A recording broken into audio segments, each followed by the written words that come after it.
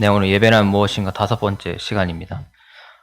네, 먼저 말씀 다 같이 읽도록 하겠습니다. 시작.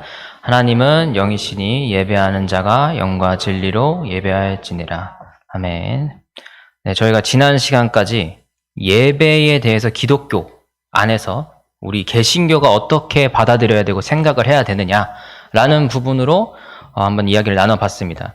결국 이 예배라는 어떤 우리의 예식에 참여하는 것 자체는 우리의 노력으로 우리가 잘나서 아니면 우리의 의지로 나오는 게 아니라고 분명히 말씀을 드렸어요. 여기에 불러주시는 거는 하나님의 은혜로 불러주셨기 때문에 우리가 이 자리에 나올 수 있는 거다라는 게 바로 기본적인 개신교 예배의 바탕이다라고 말씀을 드렸습니다. 그래서 어떤 교회, 독일의 어떤 교회 그 명패 얘기를 했었죠. 너희가 누구 앞에 서는지 한번 생각해보고 들어가라 라는 그 명패가 있었는데, 여러분들도 여기 들어오셨을 때 그런 마음을 항상 되새기시면서 이제 들어오셔야 된다, 이런 말씀을 제가 지난번에 한번 드렸습니다. 그래서 지난 시간에 제가 예배에 대해서 우리가 어떤 마음가짐이어야 되고 어떤 생각으로 들어와서 하나님 앞에 나를 내려놓아야 되는지를 한번 살펴봤습니다. 그래서 오늘은 이 예배라는 공간에 우리가 들어왔을 때 보이는 요소들을 한번 살펴보려고 해요. 예배의 요소라고 하면은 굉장히 많이 있습니다. 사실 우리에게는 시간도 예배의 요소가 될 수 있고요, 공간은 당연하고, 사람이나 상징이나 복장이나 음악, 예절, 순서, 이런 것들이 다 예배의 요소들이에요. 그런데 우리가 잘 아시지만 예배가 진행되는 모든 순서, 복장, 아니면 이제 앉는 자리라든지, 우리가 가지고 있는 이 교회 안에서의 상징물들 같은 경우에 모든 것들이 유래와 기원과 역사가 있습니다. 그냥 뚱딴지 같이 빡 튀어나왔다, 이런 거는 사실 흔치 않아요. 그러니까 요즘 현대적인 예배에서는 어떤 목사님의 의견, 특히 개척교회 같은 경우에 좀 많이 들어가는 경우가 있어서, 그런 교회에서는 좀 새로운 거를 시도해보기 위해서 여태까지 보지 못했던 것들이 가끔 예배에 등장하는 경우들이 있어요. 근데 그런 경우를 제외하고 전통적인 교회 혹은 기성교회에서 있는 모든 요소들은 사실 갑자기 나타난 것은 아니라는 거죠. 우리가 십자가 상을 이렇게, 우리는 상이라고 하기엔 좀 그렇죠. 어차피 십자가 여기 있잖아요. 이게 왼쪽에 있냐 오른쪽에 있냐도 다 의미가 원래 있어요. 그리고 성당에서는 십자가만 있는 게 아니에요. 거기에 예수님이 이렇게 못 박혀서 이렇게 막 푹 숙이고 계시는 그런 십자가 상을 두잖아요. 그거를 이제 십자고상이라고 하는데, 십자가에서 고난받는 상이라고 해서, 성당에서는 왜 그런 걸 할까? 또 개신교에서는 왜 그런 게 없어졌을까라는 것들이 이제 우리가 예배에 들어왔을 때, 예배당에 들어왔을 때 한번 좀 생각해 볼 필요가 있는 요소들이죠. 여기 앞에도 보면 십자가가 있는데 그 앞에 헬라어로 알파와 오메가라는 이제 글자가 적혀 있어요. 이것도 다 의미가 있는 거죠. 성경에서 나는 알파의 오메가라고 말씀하신 예수님의 말씀을 여기 앞에다가 새겨 놓은 건데, 이제 이런 것들도 봤을 때 우리는 이 하나하나 우리가 보는 이 요소들이 다 의미가 있구나를 알게 된다는 거예요. 근데 이제 이것만 너무 따지는 사람들은 너무 이제 형식에만 얽매여 있는 사람이 될 수 있는 거죠. 그렇기 때문에 우리가 그 유래와 기원과 역사를 알고 이런 요소들을 보는 것과, 모르고 그냥 이거 전통이니까 무조건 지켜야 돼 라고 하는 것과는 천지 차이라는 거예요. 그러니까 보통 그런 전통을 많이 따지는 분들한테 물어보면 이게 언제 시작됐는지, 이게 무슨 의미를 가지고 있는지 잘 모릅니다. 그런 경우가 꽤 있어요. 그리고 이런 것들로 교회 안에서 분쟁이 일어나기도 합니다. 그리고 우리가 처음에 교회 역사를 볼 때도 피아노를 쓰기 시작한 건 그렇게 오래되지 않았어요. 원래는 파이프 오르간이었죠. 그리고 지금도 악기를 예배에서 쓰면 안 된다고 하는 교단이 있어요. 무악기파라고 있습니다. 그런 것들이 이제 예배의 요소들 때문에 갈라져 나가는 하나의 교파들도 생기게 된다라는 거예요. 그리고 동방교회나 서방교회도 이콘이라고 하는 성상, 성모 마리아상이나 아니면 예수님이 십자가에서 이렇게 못 박히신 상, 그 조각상을 두냐 마냐, 교회 안에. 그걸로 갈라져 나간 거예요, 사실. 그러니까 지금 생각해 보면은 굉장히 그런 거 가지고 이런 부분이 있지만, 교회 그 신자들, 그들의 상황 속에서는 그게 굉장히 무엇보다도 중요한 포기할 수 없는 가치들 중에 하나였다라는 사실을 그 당시에는 그랬다는 걸 인정을 해야 됩니다. 그렇게 교회가 갈라져 나간 역사가 있기 때문에. 그래서 우리가 이런 요소들을 전부 다 알아볼 수는 없습니다, 오늘. 그래서 좀 몇 가지를 한번 살펴보려고 해요. 이제 우리는 결국 이 상징이라고 하는 이 개념을 여러분들이 잘 아셔야 되는 게, 딱 여기 제가 뭐 말씀을 드렸지만 알파 오메가 이게 뭘까? 교회 안 다니는 사람은 몰라요. 이게 뭔지, 이게 어느 나라 글자인지, 무슨 뜻인지, 이게 왜 여기 갑자기 있는지 모릅니다. 이 앞에 있는 이 알파 오메가가. 하지만 교회를 다닌 사람들은 그 뜻을 알고 있죠. 누가 말씀하셨는지 알고 있죠. 그리고 이 알파 오메가가 알파벳의 처음과 마지막이라는 거를, 이거는 알 수도 있고 모를 수도 있지만 어쨌든 처음자 나중이라는 거는 어느 정도 알고 있습니다. 그러니까 이거를 알 때 예수님이 처음과 나중이면 전부 되시는구나, 이런 거를 우리가 알기 때문에 이 상징을 봤을 때 의미를 발견해낼 수 있다는 거죠. 그럼 이거는 교육이 필요한 부분인 거예요, 이거는. 그렇죠? 여러분들이 그냥 본다고 이걸 알 수 없기 때문에 이게 무슨 의미인지, 왜 여기에 있는지, 어떤 의미를 가지고, 의도를 가지고 여기에 있는지를 우리는 배워야 알 수 있다는 거죠. 그런 것들이 상당히 많이 있습니다. 그리고 이 상징이라는 거는 딱 보면은 이 길게 설명한 내용들을 단번에 알 수 있도록 하는 사실 교육적인 장치가 이 예배의 요소 안에서 상징이라고 볼 수 있는 겁니다.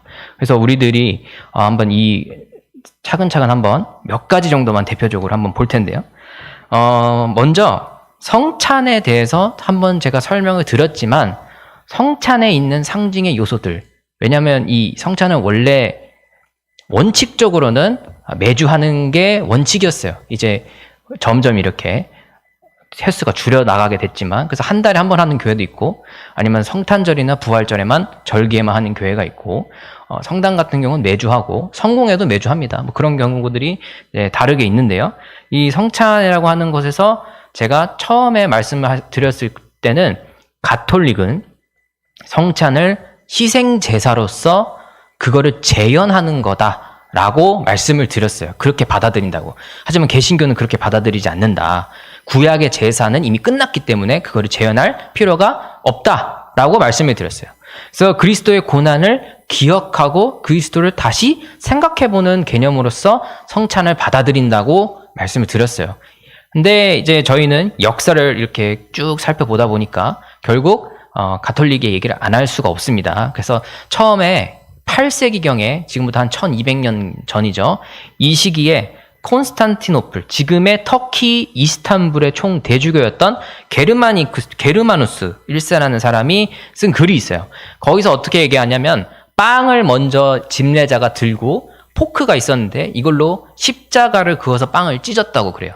그러면은 주님이 이렇게 고통당하셨습니다 라고 말을 하면서 성도들에게, 앞에 있는 성도들에게 보여줬다고 해요.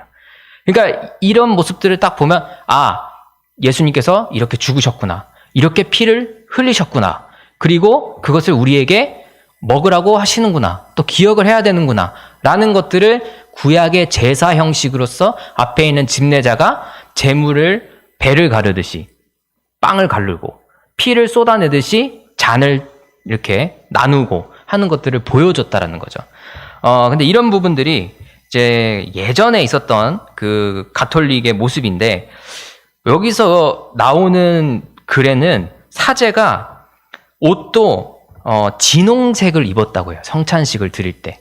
그리고 망토를 보라색으로 하고. 그러니까 이게 피 흘리는 그리스도를 상징하고, 보라색이 예수님의 고난을 상징하고, 뭐 이런 식의 이제 어떤 요소들이 다 들어가 있었다라는 거죠.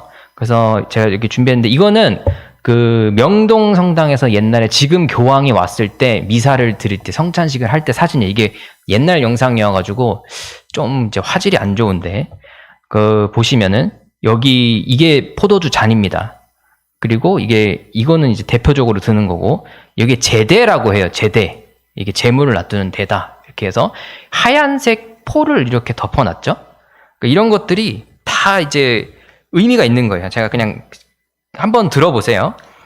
떡과 잔이 올려지는 이 제대는 그리스도의 무덤을 상징합니다. 그리고 떡을 담아 제단 위에 올린 성합, 이게 성합이거든요. 빵 올려진 거. 이게 골고다 언덕을 상징하고, 이제 포도주를 덮은 천이 이렇게 흰색 막 같은 게 있어요. 우리 저기 컵에다가 먼지 묻지 들어가지 말라고 이렇게 덮어두는 것처럼, 이게 아리마대 요셉의 묘지로 주님의 시신을 옮겨 쌀 때 쓴 세마포를 상징한다고 해요. 그러니까 이런 게 얼마나 알까? 저도 궁금해요. 사실 이거를 저도 공부하면서 알았는데, 이거를 가톨릭을 믿는 오래 다닌 분들도 이런 것들 하나하나 다 알고 이거를 할까? 물론 교육을 하겠죠. 뭐 그만큼 이 앞에서 들어지는 이 성찬에 대한 부분들을 가톨릭은 굉장히 주님께서 죽으실 때의 그 하나의 연극처럼 보여주는 요소들이 굉장히 많이 있었다라는 거예요. 그럼 이걸 볼 때마다 사람들은 그리스도의 무덤에서 그리스도가 골고다를 가시는 것, 뭐 피를 흘리시는 것, 살이 찢기시는 것, 이런 것들을 성찬을 보면서 이제 은혜를 받을 수 있다. 이제 이런 거죠. 그리고 저도 대학원에서 체플할 때 그 예배 위원할 때 한 번 했었는데, 그 수도복 같은 게 있어요. 지금 여기 사진에 나오는 거는 좀 이렇게 고급이어가지고 실크로 돼 있는데, 이 사람들은 뭐 높은 사람들이니까 그렇다 치고, 제가 체플에서 할 때는 무슨 진짜 마대자루 같은 건데 면으로 된 거를 이렇게 그냥 로브라고 하죠. 수도승들이 입는 것 같은 걸 하고, 그거를 이제 밧줄을 저희 허리에다가 이렇게 감아요. 그럼 이게 이제 예수님께서 끌려가셨을 때 썼던 이게 동아줄이다. 이제 그런 의미를 가지고 있는 거예요. 그래서 이게 엄청 마대자루 같은 거를 그냥 목만 내밀고 엄청 긴데, 그거를 허리에 줄을 묶은 다음에 이걸 올려가지고 이렇게 길이를 조정하는 뭐 그런 역할도 하면서, 뭐 예수님 끌려갔을 때 동아줄이다. 뭐 이런 것도 하고, 뭐 그런 거를 그 예배학 교수님이 한창 저희 학교 체플 때 전통적으로 한번 들여보자 뭐 하면서 했던 적이 있어요. 그래서 그때는 잘 몰랐는데, 또 오늘 이거를 여러분들에게 말씀드리기 위해서 공부를 하면서 보니까 다 의미가 있긴 했더라는 거죠. 근데 그거를 예배위원한들한테만 설명해주고 듣는 사람들한테 설명을 안 해줬어요. 그게 무슨 의미가 있나 싶긴 한데, 어쨌든 그런 때가 있었고요. 그런 요소들이 있었다라는 거죠. 근데 이제 이렇게 다양한 요소들이 너무 많아지고, 그럴수록 예배의 순서나 모든 그 과정들이 점점 성직자만 할 수 있게 되는 전문화된 영역으로 간다 이거예요. 가톨릭처럼 하게 되니까. 그러면 앞에 있는 사람은 이렇게 연기자처럼, 이렇게 주체자처럼 이렇게 있게 되지만, 주관하는, 적극적으로 참여하게 되는 사람이 되지만, 이제 이렇게 앉아서 보시는 성도님들은 그냥 방관자로 예배에 남을 수밖에 없는 한계가 있다라는 거죠. 그러니까 너무 복잡해질수록 그냥 구경만 하고 있는 거예요. 이제 그게 이제 가톨릭 예배가 가지고 있는 어떤 단점이나 한계라고 우리가 볼 수 있겠죠. 그래서 개신교에서는 그런 요소들을 많이 배제를 시켜서 굉장히 모두가 참여할 수 있는 수준의 간략화된 예배를 드리게 된 게 종교개혁의 하나의 요소였다라는 거를 이제 여러분들 잘 아실 거예요. 그런데 이제 요즘 교회를 가다 보면은 구도자 예배라 그래가지고, 교회를 안 다니는 사람들이 간단하게 와서 들을 수 있는, 더 편하게 와서 들을 수 있는 이제 예배들을 이제 보통 오후 시간이나 이럴 때 하게 돼요. 청년부 예배랑 같이 하든지 아니면은 다른 시간에 이렇게 하게 되는데, 그런 부분들은 전도적인 측면에서 굉장히 좋겠죠. 근데 이제 일반 그냥 예배 시간에서도 점점 우리가 드리는 예배의 어떤 과정들이 점점 간략화가 되고 있다라는 거예요. 간소화가 되고 있다라는 거예요. 물론 이게 현대의 빠른 사회에서 뭐 중요하고 필요한 부분일 수도 있어요. 근데 우리가 항상 고민해야 되는 거는 어디까지 그러면 할 것이냐. 그리고 이 부분들을 설명해주고 공부한 다음에 간략하게 하는 거랑, 아무것도 모르는 채로 사람들의 편의를 봐주기 위해서 간소화시키는 거랑은 전혀 다른 차원의 문제라는 거죠. 그래서 교회들이 한번 그런 부분에 대해서 어디까지 우리가 고민을 하고 있느냐 정도는 교회 구성원들과 합의를 거치는 과정이 필요하다라는 겁니다. 근데 한국교회에서 그게 잘 되고 있는지는 사실 잘 모르겠어요. 어쨌든 이제 이 성찬식에 대해서 그냥 간단하게 이런 요소들이 있었다라는 거를 말씀을 드렸어요. 그리고 한번 기도를 한번 살펴볼게요. 기도는 우리가 굉장히 많이 하죠. 예배의 사이사이마다 기도가 들어가 있습니다. 그리고 그게 대표 기도도 있고 다 같이 하는 통성 기도도 있고 여러 가지 기도들이 있습니다만 특히 한국교회가 통성 기도를 굉장히 강조를 많이 하죠. 7, 80년대 때도 그런 부흥회가 있었기 때문에 지금까지 잘 그런 전통이 이어져 내려오고 있습니다. 근데 이제 유럽에 가보게 되면 예배가 굉장히 조용해요. 왜냐하면 기도를 드릴 때도 침묵 기도를 드리기 때문에 조용한 건데, 제가 지금 이제 여러분들에게 말씀드린 내용들은 뭐가 좋다 나쁘다를 말씀드리는 게 아니에요. 근데 우리가 하고 있는 게 이런 거라면 저 사람들이 하고 있는 건 이런 건데 서로 장점과 단점이 분명히 있겠죠. 그런 것들을 우리가 한번 고민해 볼 필요가 생각해 볼 필요가 있다는 차원에서 이걸 말씀드리는 거예요. 그래서 저희는 일단 통성 기도를 많이 경험해 봤으니까 그거에 대한 장점이나 이런 거에 대해서는 더 얘기하지 않겠습니다. 그래서 저는 침묵 기도에 대해서 우리가 좀 익숙하지 않으니까 한번 거기에 대해서 얘기를 한번 나눠보려고 하는데요. 이 침묵 기도라는 게 사실 그냥 우리가 가만히 목소리를 내지 않고 기도를 드리는 거다라고만 얘기하기에는 좀 더 깊은 내용들이 사실 있습니다. 그래서 이제 저희가 한번 그런 거를 살펴보려고 하는데요. 이 교회당 안에서 루터 교회 같은 경우에는 이제 교회당 안에서 예배가 시작될 때 처음 시작이 침묵 기도로 시작을 해요. 침묵 기도로 시작을 하는데 그 이유가 내가 지난 일주일 동안 시끄러운 세상 속에서 살다 왔으니까 너무 분주하거나 이 마음들이 이제 들떠 있거나 혹은 거기에 있었던 안 좋은 기억들 때문에 내가 흥분이 돼 있다거나 아니면 상심해 있다던가 그런 영향들을 이 교회당에 와서는 끊어내는 시간이 바로 침묵 기도라고 보는 겁니다. 루터교회에서는. 루터교회에서 침묵 기도를 딱 먼저 하는 이유는 예배에 집중하기 위해서 침묵 기도를 시작한다라는 거예요. 그래서 이 사람들은 일주일 동안 시끄러운 세상 가운데 살다가 모든 것이 멈춘 듯한 이 정적의 시간 속에서 하나님과 나 사이에 온전하고 은밀하고 긴밀한 만남을 한 다음에 예배에 들어가겠다라는 의미로 침묵 기도를 예배 시간의 첫 시작에 하게 됩니다. 그래서 이런 것들이 한국 교회에서는 침묵 기도를 잘 안 하기 때문에 한 번쯤은 저희가 고민해 볼 필요는 있다는 거예요. 그러니까 통성 기도를 저희가 많이 했으니까 거기에 장점과 뭐 여러 가지를 다 잘 알고 있지만 과연 우리가 내 안에서 침묵하면서 하나님과 독대하는 시간을 가지는 거는 얼마만큼 있었는가? 그러니까 부르짖는 거는 잘하지만 내 안에서 삼키는 기도는 얼만큼 한 적이 있을까? 물론 다 장단이 있는 겁니다. 그렇지만 우리가 다 양쪽을 생각을 해볼 필요가 있다는 거죠. 그래서 이 부분에 대해서 루터교 목사님이고 또 유명한 신학자이기도 한 그 보네퍼라는 목사님이 자신의 책에 성도의 공동생활이라는 책이 있어요. 그래서 거기서 성도의 교제라고 정의되는 교회를 홀로 있음과 공동체로 있음으로 구분을 해놨습니다. 이분은.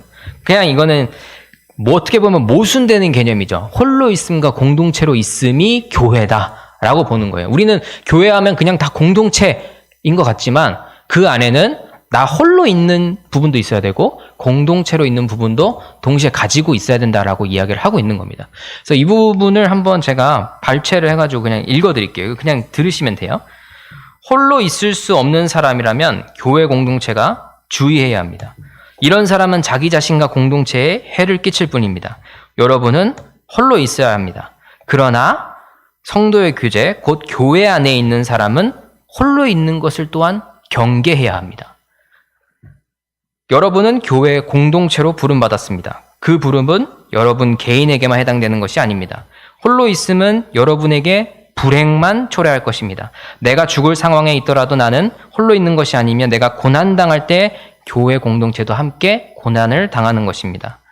우리는 성도의 교제 안에, 곧 교회 안에 거할 때만 홀로 있을 수 있고 홀로 있을 수 있는 사람만이 성도의 교제를 이루며 살아갈 수 있습니다.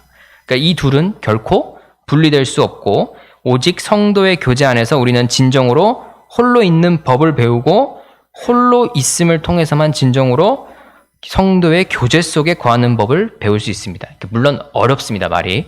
근데 이제 이분이 얘기하는 거는 결국 정리를 하자면 교회 신자는 고독한 단독자임과 동시에 교회 공동체를 동시에 이루어 가야 하는 하나의 존재라는 거예요. 그러니까 이 말도 어렵긴 하죠. 하지만 여러분들이 받아들이기 더 쉽게 하려면 하나님 나라 같다라고 생각을 하시면 돼요. 이미 있는 것과 아직 오지 않은 하나님 나라가 긴장관계를 유지하면서 어디에도 완전히 속하지 않은 채 있는 것처럼 교회의 공동체에 모인 여러분들도 한 사람으로서 하나님과 교제하는 측면이 있고 그것이 바로 설 때 공동체로서의 교회 공동체도 온전히 살아갈 수 있다는 겁니다. 그리고 반대로 교회 공동체가 바르게 선다는 건 홀로 있는 여러분 각 개인의 성도 하나하나가 바르게 설 수 있는 기반이 된다는 거예요. 결국은 정리하면 둘 다 중요하다. 그리고 균형을 이루어야 된다라는 거죠. 한 명만 중요하다. 내 개인의 신앙이 중요하다. 그러면 교회는 공동체를 이룰 수가 없습니다. 그렇죠? 그리고 공동체만 중요하다. 그러면 개인이 다 지치고 힘들어서 떨어져 나갑니다. 그렇죠? 이런 것들이 이제 각 교회들의 문제점이 드러나는 지점인 거예요. 결국 이 균형을 잘 지키는 교회가 성장하게 되고 부흥하게 되는 겁니다. 유럽 교회는 개인을 너무 강조해서 공동체가 없어졌죠. 한국 교회는 공동체를 너무 강조하니까 개인이 없어졌죠. 이런 것들이 다 모두 극단적으로 치우쳤을 때 나타나는 하나의 많이들 나타나는 문제점이라는 거예요. 결국 성장하고 쓰임받고 부흥하는 교회는 균형을 잘 이루는 교회라는 거예요. 그리고 그 균형의 기준은 시대마다 다릅니다. 이 시대가 개인을 강조한다면 공동체를 강조해야 되고 이 시대가 개인을 강조한다면 또 공동체를 강조하는 이 반대가 이 상황을 우리가 잘 볼 수 있는 안목이 필요하다는 걸 여러분들이 동시에 잘 깨달으실 수 있어야 돼요.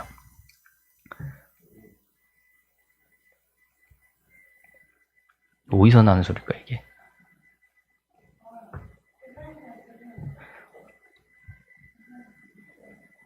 자, 넘어가고요. 우리는 이제 예배 시간에 침묵의 시간을 이렇게 깨트려지만 이제 안 된다는 거죠. 여러분들의 침묵을 이제 들을 시간이 분명히 필요한 겁니다. 자, 그리고 우리가 넘어가면은 깍지 끼고 두 손 모으는 기도를 또 이제 책에 내용이 있는데 여러분 잘 아시다시피 기도 드릴 때 이렇게 기도를 드리잖아요, 보통. 그러니까 이건 어디서 온 거냐? 이게 이제 저는 그냥 한국에서도 전통적으로 기도할 때 이렇게 드리지 않았을까라는 생각을 했는데 보통 옛날엔 이렇게 드렸다고 그래요. 그러니까 불교나 이런 데서는 깍지를 끼고 하지 않으니까. 그런데 깍지를 끼고 기도 드리는 전통은 기독교에서 언제부터 시작된 걸까? 이거 되게 쓸모없는 것 같지만 뭔가 궁금하지 않습니까? 그렇죠. 이런 것들이 연구한 사람이 있더라고요. 언제부터 깍지 끼고 기도했을까? 별로 중요하지 않았습니다. 그러니까 재미로 그냥 들으세요. 이 기도하는 자세를 우리가 볼 때 이게 중세 시대 때 유럽에서 봉건주의라고 해가지고 영주가 밑에 사람한테 땅이랑 사람을 수여할 때 밑에 사람이 그 윗사람한테 뭐 받으러 갈 때 이렇게 해서 받으러 갔다 그래요. 이게 중세 기사들 문화예요. 이 깍지를 끼고 기도하는 게. 그래서 어떤 의미가 있냐면 이게 상징이 제 손은 당신 손 안에 두었으니 당신 손으로 감싸 주옵소서 이런 의미래요. 그러니까 당시에 제가 높은 사람이고 누가 와가지고 땅을 수여받는 사람이 왔어요. 그러면 수여받는 사람이 무릎을 꿇고 이렇게 손을 제 앞에 내미는 거예요. 깍지를 끼고. 그러면 제가 주는 사람이면 그 손을 이렇게 감싸서 쥐는 거예요. 그러고 너가 내 땅 나눠줄 테니까 잘 다스려봐. 이렇게 주는 겁니다.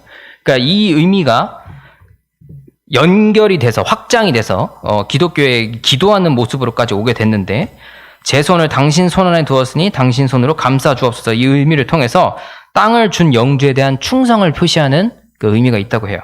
그래서 고대 교회에서도 사제로 서품을 받는 사람, 그러니까 목사가 되는 사람도 이렇게 손을 내밀고 그 안수위원이라고 할 수 있겠죠. 당시에 그 사람들이 이제 그 서품 받는 사람, 목사 안수를 받는 사람의 손을 잡아서 이렇게 또 이렇게 이제 행사를 진행을 했다고 해요. 그때는 이제 어떤 의미가 있었냐면 손을 모은 사람은 주교와 교회에 대한 공경과 순종을 다짐을 하는 거고 이 손을 잡아준 사람들, 그 안수위원들은 당신을 하나님 그리스도에게 맡긴다라는 뜻을 동시에 가지고 있었다고 합니다. 그래서 이 그리스도인이 깍지를 끼고 기도하는 건 어떤 의미냐?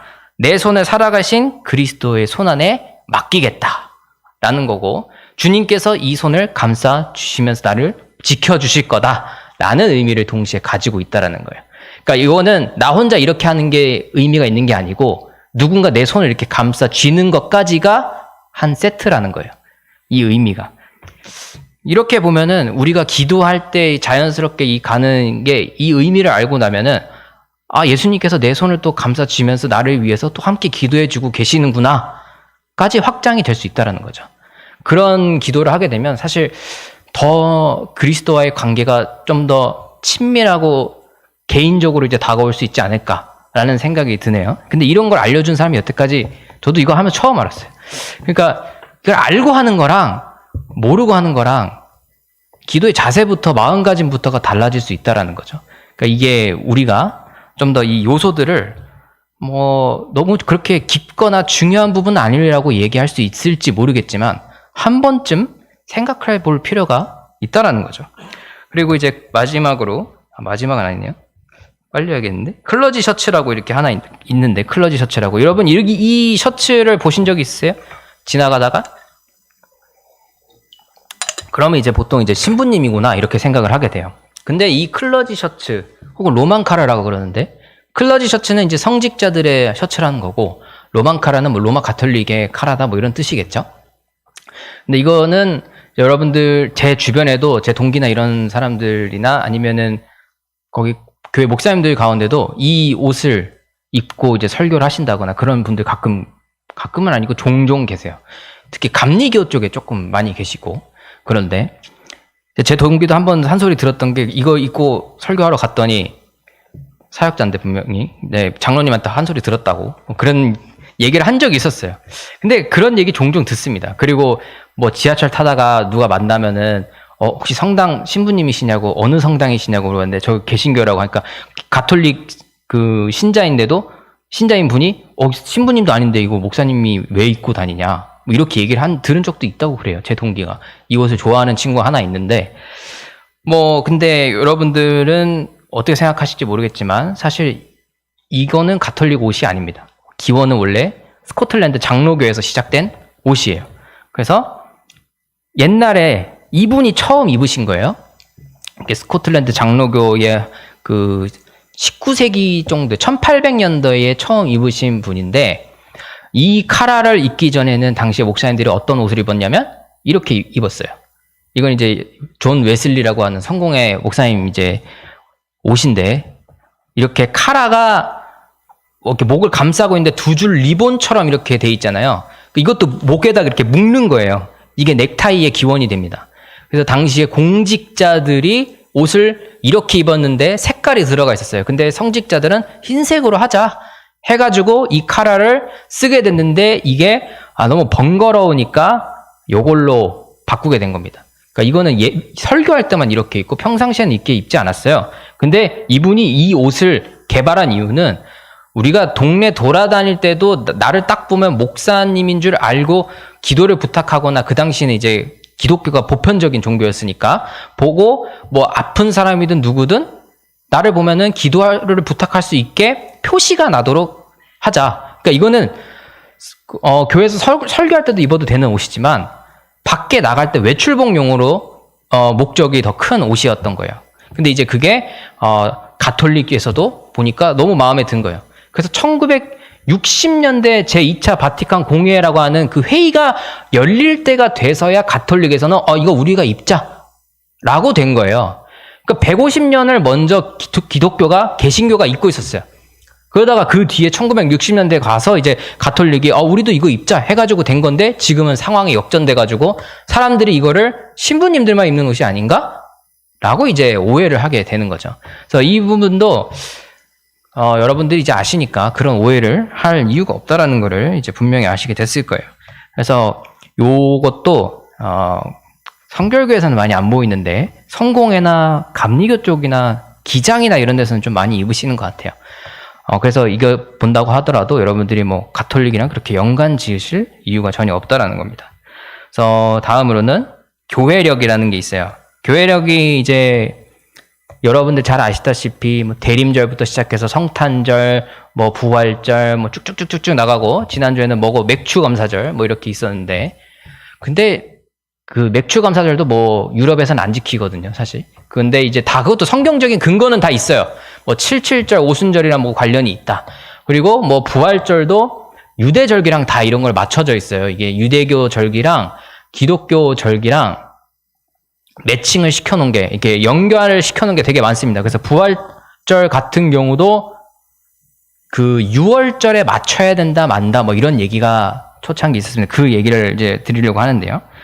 일단 날짜를 세는 방식이 무슨 역이에요. 그렇죠?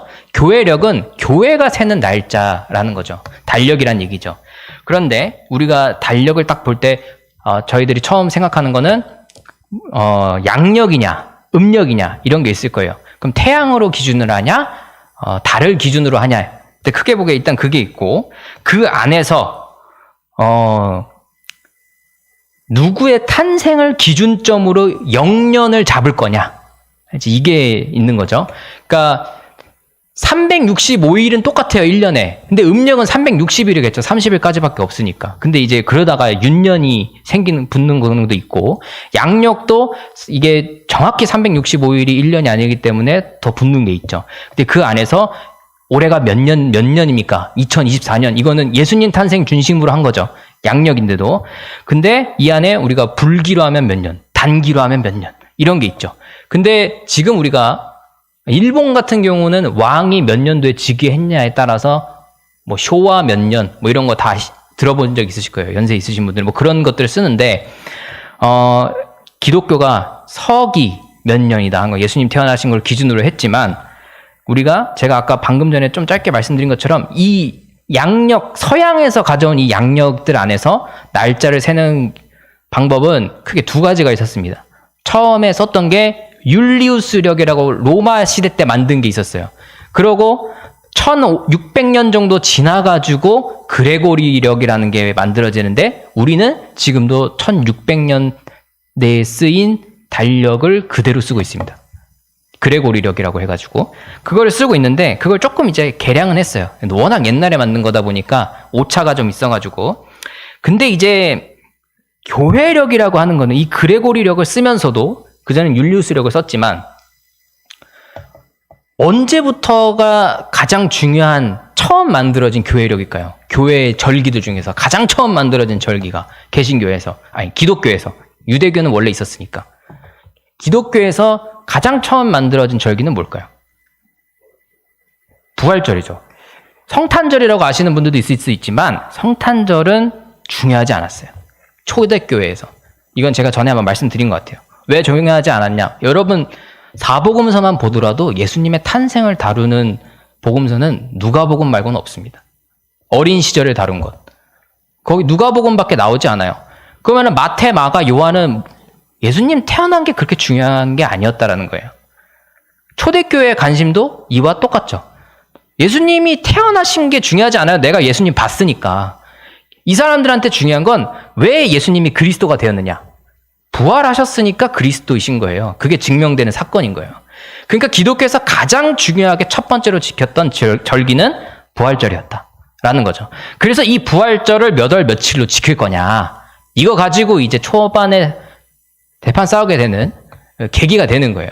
몇 월 며칠이냐, 예수님 몇 월에 태어나셨느냐, 이거는 사실 나중에 나오는 거니까 중요하지 않아요. 그거는 부활절 다음에 한 50년 정도 지나서인가 100년 정도 지나서 성탄절이 12월 25일이다 이렇게 된 거지, 처음 날짜를 찾은 거는 부활절을 먼저 찾으려고 했어요. 근데 이제 요한복음에 보면은 예수님이 6월절 어린 양으로서 최후의 만찬을 6월절 만찬이었죠. 최후의 만찬이 6월절 밤이었잖아요.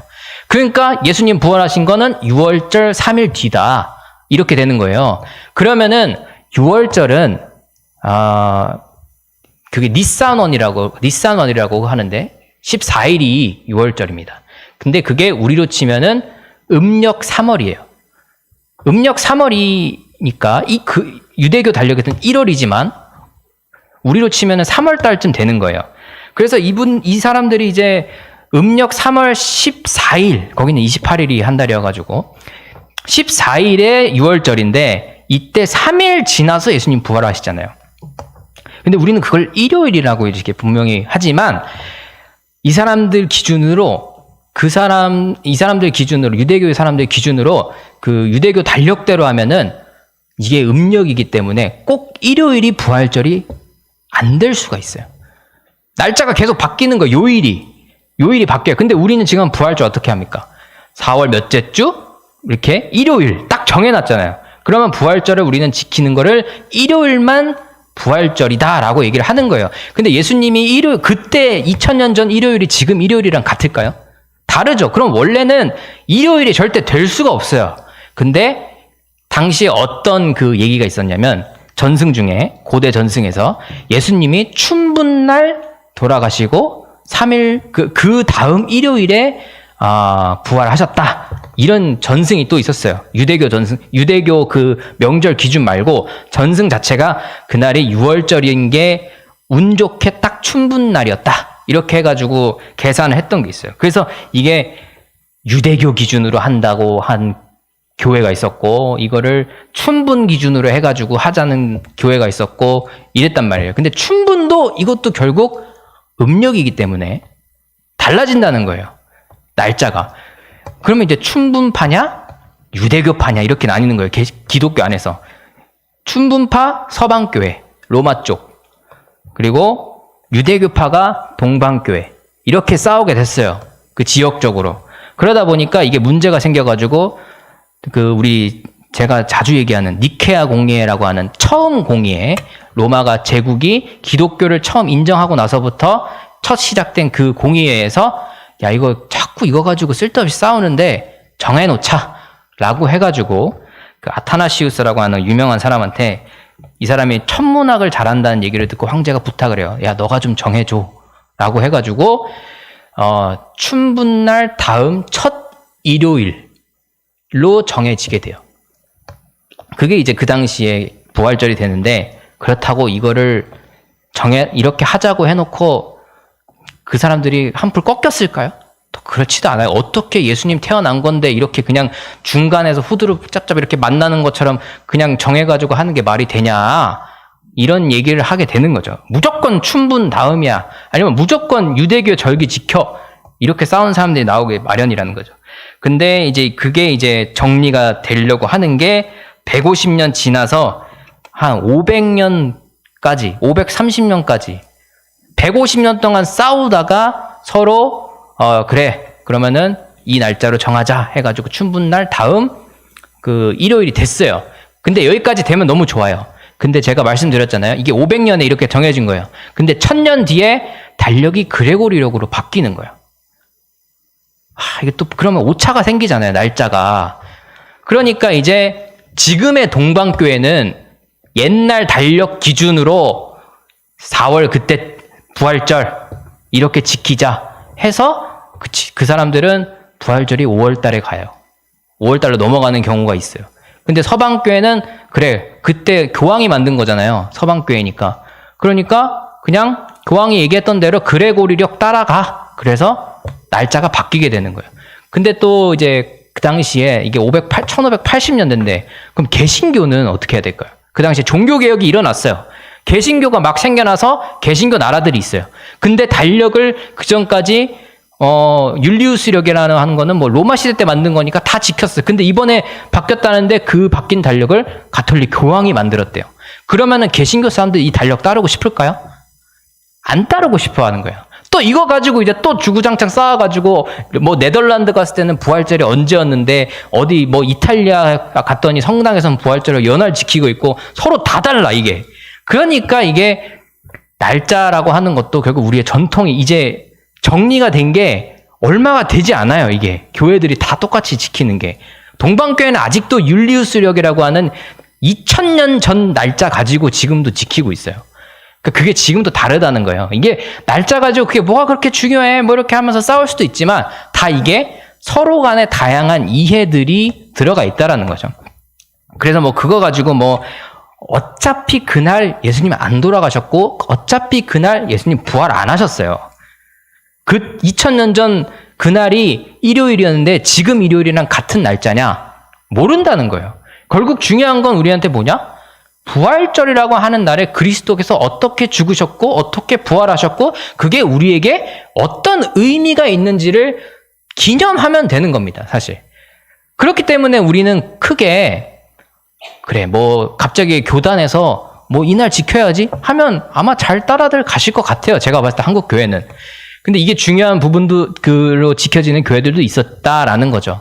근데 항상 중요한 거는 유래나 기원이나 역사를 알게 되면 아 진짜 중요한 건 알맹이가 더 중요하구나를 알 수밖에 없다라는 겁니다. 제가 여러분들한테 이 역사에 대한 얘기 재미없을 수도 있지만 아니면 그냥 듣고 넘어갈 수도 있는 얘기지만 가장 여러분들한테 항상 말씀드린 거는 균형을 지켜야 되고 이 기원과 흐름을 알면은 껍데기는 다 날아가고 알맹이만 내가 볼 수 있게 된다라는 거예요. 그리고 그거를 알고 기도하고 이 요소들을 보고 부활절을 지키고 성찬례를 드리는 거랑 모르고 그냥 시켜가지고 그냥 여태까지 해왔던 대로 하는 거랑은 천지 차이다라는 거를 제가 계속 여러분들에게 말씀을 드리고 싶은 부분인 겁니다. 그래서 이 시간이 여러분들 인생에서 제가 봤을 때 한번 이게 처음이자 마지막일 거예요. 이 얘기를 뭐 굳이 할 이유도 없고 아마 들을 기회도 없으실 거예요. 그러니까 이때 잘 들으시고 여러분들이 가지고 있는 그 신앙의 알맹이가 뭔지 그리고 그 알맹이가 중요하구나를 더 알아가는 시간이 되시기를 바라겠습니다. 네, 그래서 오늘은 이렇게 마치고 다음에는 제가 한국 교회만 가지고 있는 요소들을 한번 살펴보려고 해요. 그러니까 대표적으로 뭐 수요 예배나 새벽 기도나 이런 것들이 있는데 그런 게 언제부터 시작되고 어디서부터 시작을 됐는지 한번 살펴보는 시간을 가지도록 하겠습니다.